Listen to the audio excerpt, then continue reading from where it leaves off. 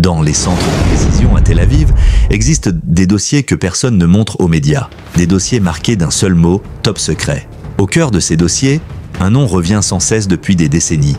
Ni l'Égypte, ni la Syrie, mais un pays à des milliers de kilomètres, l'Algérie. Pour Israël, l'Algérie n'est pas un simple État arabe, c'est un cauchemar stratégique, de la révolution du 1,5 million de martyrs, aux guerres de 67 et 73, jusqu'au refus catégorique de toute normalisation.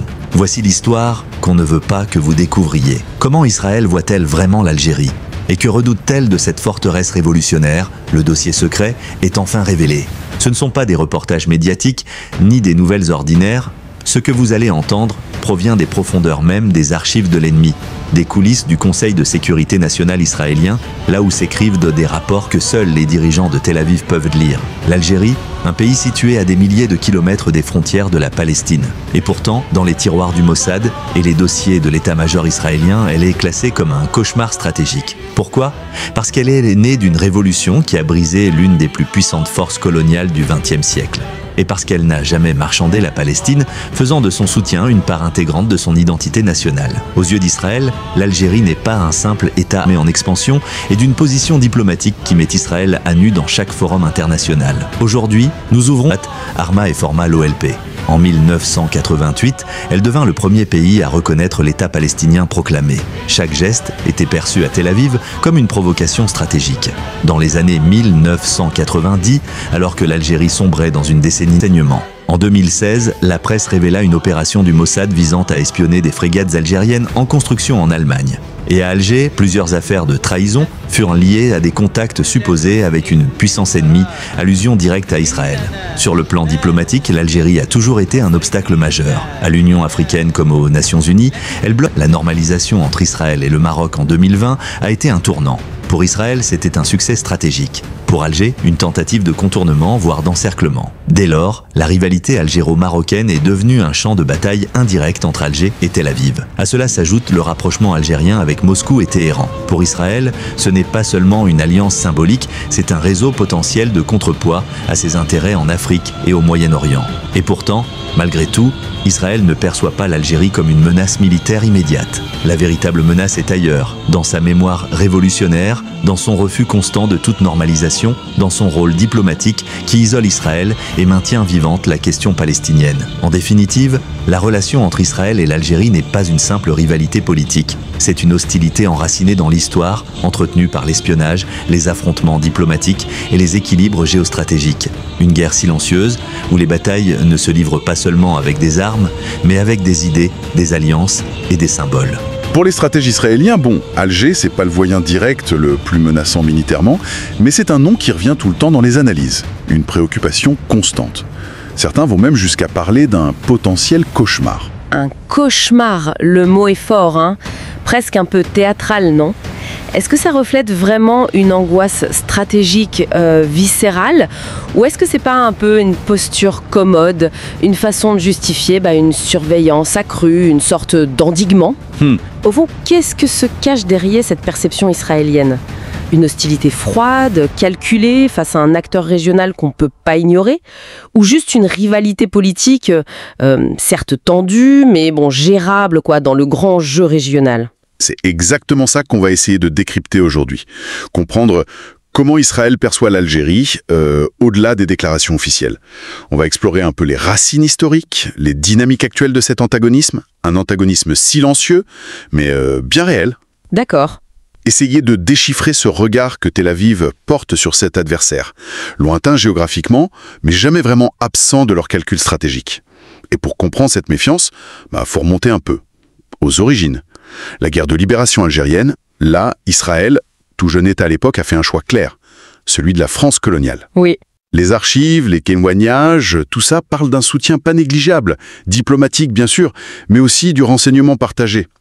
Certaines sources parlent même d'agents israéliens discrets sur le terrain, aux côtés des Français, contre le FLN. Ah oui. Et puis, il y a les votes systématiques d'Israël contre l'indépendance algérienne à l'ONU. Ça, c'est factuel. Oui, c'est un fait historique établi. Mais est-ce qu'il faut y voir une stratégie spécifiquement anti-algérienne? Une hostilité ciblée? Ou c'était pas plutôt, une politique israélienne plus large, une opposition globale à tous les mouvements nationalistes arabes de l'époque. Peut-être. Israël les voyait tous un peu comme une menace existentielle, non? En se focalisant juste sur le soutien à la France, est-ce qu'on risque pas de surinterpréter un peu, de projeter les tensions d'aujourd'hui sur le passé? C'est une question légitime, mais l'impact sur la conscience politique algérienne qui naissait à ce moment-là, ça a été dévastateur et durable. Peu importe la motivation exacte d'Israël, en fait. D'accord. Ce positionnement pro-français, pro-colonial, ça a vraiment ancré dans l'imaginaire collectif algérien l'idée d'une hostilité fondamentale, originelle. Israël, c'était pas juste un acteur extérieur, c'était perçu comme un complice de l'ordre colonial. Je vois. Et c'est là, dans cette blessure initiale, que s'enracine une partie de cet antagonisme qui semble irréductible. C'est peut-être une des couches qui alimente cette idée de cauchemar potentiel. Un ennemi qui était déjà du mauvais côté de l'histoire algérienne dès le début. Et donc, logiquement, dès l'indépendance en 62, l'Algérie souveraine, elle fait de la cause palestinienne un pilier de son identité révolutionnaire, de sa politique étrangère. Oui, c'est central. C'est pas juste une posture, c'est vécu comme le prolongement naturel de leur propre lutte anticoloniale. Pour Alger, soutenir les Palestiniens, c'est rester fidèle à sa propre histoire, quoi. Une solidarité idéologique très forte, ça c'est clair, indéniable. Mais soyons un peu pragmatiques, Sam. Vu la distance géographique, quelle menace militaire réelle ça représentait pour Israël au tout début ? C'était pas avant tout une posture de principe, un soutien moral, diplomatique, plus qu'un facteur militaire concret sur le terrain. Un symbole fort, oui, mais un symbole quand même assez lointain, non ? Lointain, oui, au début peut-être, mais pas seulement symbolique très longtemps. L'engagement algérien, il a vite dépassé les simples déclarations. Dès la guerre des 6 jours, en 67, Alger envoie un bataillon d'infanterie et, surtout, un escadron de chasseurs MiG-21, des avions modernes pour l'époque. Ah oui, quand même. 3 de ces avions seront d'ailleurs perdus. Mais c'est surtout la guerre d'octobre 73 qui marque un vrai tournant. Là, l'engagement algérien, il est massif. C'est ça. On parle de plus de 2100 soldats algériens, dont presque 200 officiers, plus de 800 sous-officiers qui combattent aux côtés des Égyptiens et des Syriens. Et ils n'y vont pas les mains vides. Presque 100 chars, une 50aine d'avions de combat modernes. Ah oui, les chiffres sont impressionnants pour un pays non frontalier. Exactement. Là, on n'est plus dans le symbole. C'est des hommes, du matériel lourd, un effort de guerre important. Et c'est à ce moment-là, je pense, que dans la perception stratégique israélienne, l'Algérie change de catégorie. D'adversaire idéologique lointain, elle devient une menace militaire active, capable de projeter une force non négligeable. D'accord. C'est un autre élément clé qui nourrit cette préoccupation constante dont on parlait au début. Et sur le plan diplomatique, bon là la constance algérienne elle est connue, l'accueil d'Arafat, le soutien à l'ELP et bien sûr Alger, lieu de proclamation de l'État de Palestine en 88, reconnu immédiatement par l'Algérie. Ça c'est la ligne officielle. Oui. Mais y a-t-il jamais eu la moindre tentative, même infime, de rapprochement ? Un signe d'ouverture. On se souvient tous de cette photo, non ? La poignée de main entre Bouteflika et Ehud Barak en 99 aux funérailles d'Hassan II au Maroc. C'était quoi ça ? Juste un geste de circonstance ou le début de quelque chose qui n'a pas abouti ? Ah, cette fameuse poignée de main. Elle a fait couler beaucoup d'encre. Mais elle a été très vite désamorcée en fait. Côté israélien, on a parlé d'un geste fortuit et amical. On espérait sans doute y voir un signe d'ouverture. Oui, bien sûr. Mais Bouteflika a tout de suite rectifié.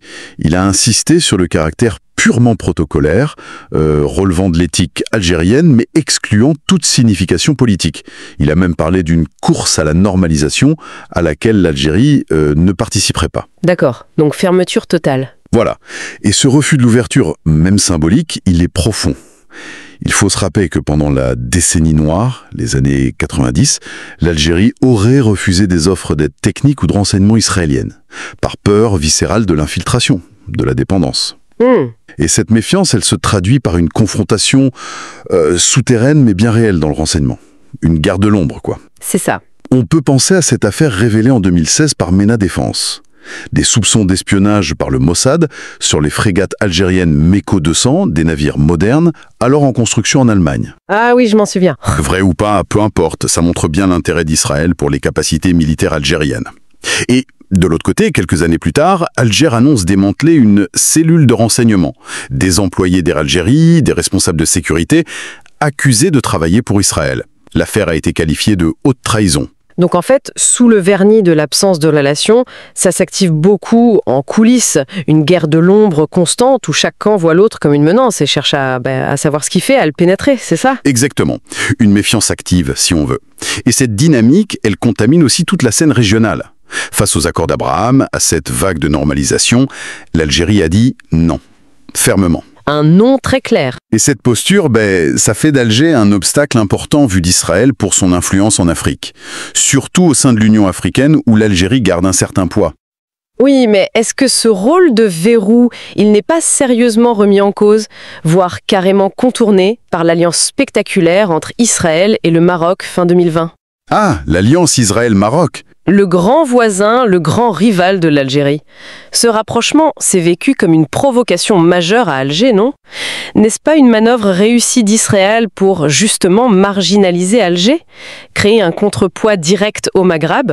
Une sorte d'encerclement? C'est tout à fait comme ça que c'est perçu Alger. Une menace directe. Une façon d'amener l'adversaire israélien à sa porte ouest. C'est ça. D'ailleurs, les accusations d'espionnage marocain via le logiciel israélien Pegasus, ça a été un des éléments déclencheurs de la rupture des relations entre Alger et Rabat en 2021. Tout à fait.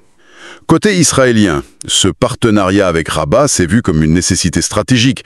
Créer un axe pour contrebalancer le poids algérien, sécuriser ses propres intérêts et ceux de ses nouveaux alliés. Logique de leur point de vue. Et la participation israélienne, même comme observateur, aux exercices militaires African Lion au Maroc, c'est un message très clair envoyé à Alger. Bien sûr. Certaines analyses israéliennes parlent même ouvertement de l'intérêt de fixer l'Algérie sur ses propres frontières pour limiter sa capacité d'action régionale. On voit bien comment la rivalité régionale s'imbrique dans cette perception de l'Algérie comme un problème stratégique. Et Alger ne reste pas inactive, Elle riposte aussi sur la scène internationale. Depuis qu'elle est membre non permanent du Conseil de sécurité de l'ONU, en 2024, la cause palestinienne c'est devenu son cheval de bataille principal. On l'a vu, oui. Il multiplie les initiatives pour mettre la pression sur Israël, jusqu'à évoquer des accusations très graves, crimes de guerre, violences sexuelles, et demander des sanctions sous le fameux chapitre 7 de la Charte de l'ONU. Le chapitre 7, c'est quand même fort. C'est réservé aux menaces contre la paix et la sécurité internationale. Ça autorise des mesures coercitives. Est-ce que Tel Aviv prend ça au sérieux? Ou est-ce qu'il voit ça comme de la simple gesticulation diplomatique un peu bruyante mais sans grand effet? Non, c'est pris très au sérieux. Israël y voit une stratégie délibérée de ce qu'ils appellent la guerre juridique. Une tentative de délégitimation sur la scène mondiale. D'accord. Utiliser le Conseil de sécurité pour pousser à des sanctions sous chapitre 7, c'est perçu comme une attaque frontale. L'Algérie, là, c'est plus juste un opposant politique. C'est un acteur qui cherche activement à criminaliser, à isoler Israël. Et à ça s'ajoute l'inquiétude israélienne concernant les liens perçus comme se renforçant entre l'Algérie et la Russie, et surtout l'Iran.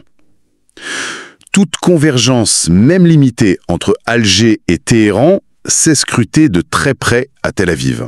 C'est un risque potentiel.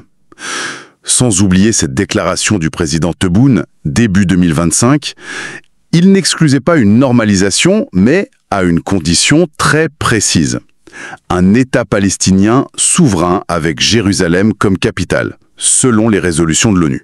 Oui, une condition qui semble, disons, assez irréaliste aujourd'hui, non ? Ça sonne un peu comme un refus poli mais ferme en fait. Exactement. C'est comme ça que la plupart des analystes israéliens l'interprètent. Mais c'est aussi perçu comme un rappel constant et stratégiquement gênant du prix fixé par l'initiative de paix arabe. Ça maintient la question palestinienne au centre du jeu, alors qu'Israël aimerait bien tourner la page. Préoccupation constante. Au-delà des postures, des incidents, qu'est-ce qui inquiète vraiment les stratèges à Tel Aviv ? Il y a plusieurs choses qui reviennent. D'abord, la force du symbole historique. L'Algérie, c'est la révolution longue, douloureuse, le 1,5 million de martyrs, cette image de résilience populaire qui impressionne même l'adversaire. Oui, le poids de l'histoire. Ensuite, sa posture diplomatique. Cette opposition farouche à la normalisation, son activisme à l'ONU, son rôle perçu comme un frein à l'influence israélienne en Afrique. L'obstacle diplomatique. Troisièmement, sa profondeur stratégique. territoire immense, difficile à contrôler, une armée nombreuse qui se modernise, des ressources énergétiques. Tout ça rend l'Algérie peu sensible aux pressions extérieures classiques. La résilience matérielle, en quelque sorte. C'est ça.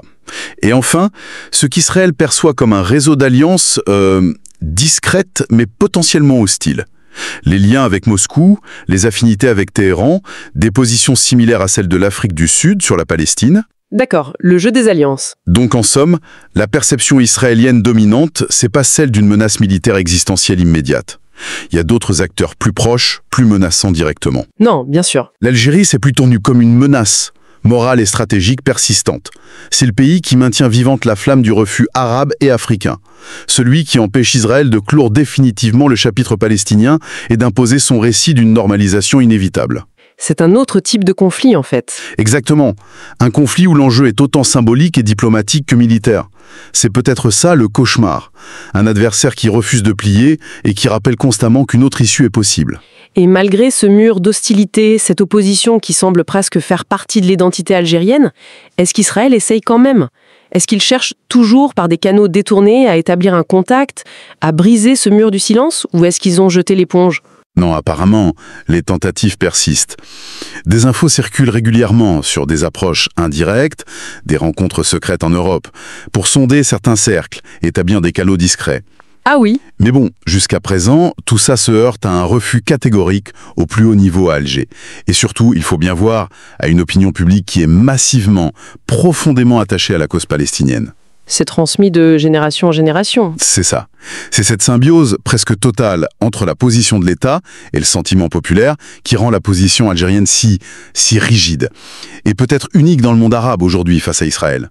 Toute tentative de normalisation aujourd'hui, ça semble politiquement suicidaire à Alger. Donc au final, cette relation Alger-Tel Aviv, elle est tout sauf inexistante en fait. Elle est définie par cette hostilité historique profonde, mais gérée dans l'ombre.